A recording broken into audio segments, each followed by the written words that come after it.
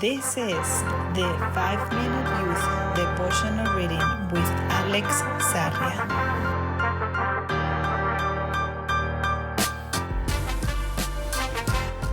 October 12th, Kong Nyong.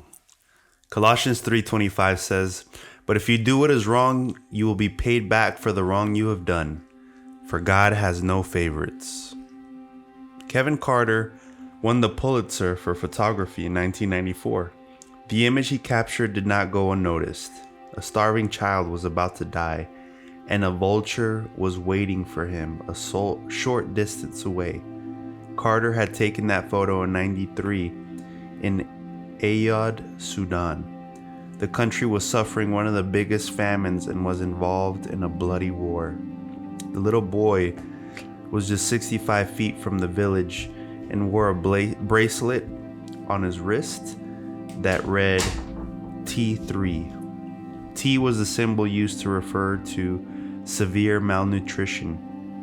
He was so weak that he had been left to die.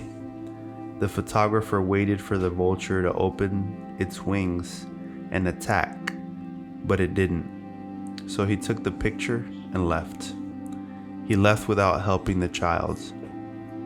The New York Times published the dramatic image, and of course, people sharply criticized his behavior. Why didn't he help him? How could he act that way? Can any heart be so insensitive as to that? Carter won his Pulitzer and that same year committed suicide. He could not bear the weight of guilt. A sad example we must avoid. Albert Schweitzer proceeded very differently. He was a remarkable theologian, philosopher, musician, physician. How could he have had the resources he wanted, but he preferred to go to Gabon to help the needy? He fixed up a hospital in Labarane and worked as a doctor for years. After a day of care, the local people could hear how he brilliantly played the works of Johann Sebastian Bach. He argued that when we have respect and reverence for others, we enter a spiritual relationship with the world. In 1952, he received the Nobel Prize for his respect for life. He used to say, "A man can do only what he can.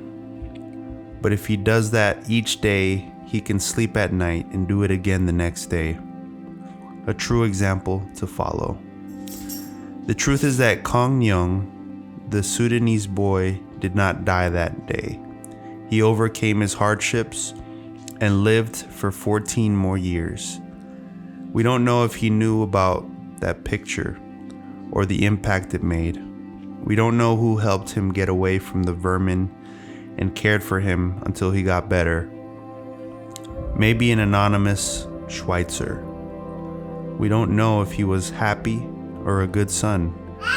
We don't know much about his life, but we do know he was a person, and people are to be respected.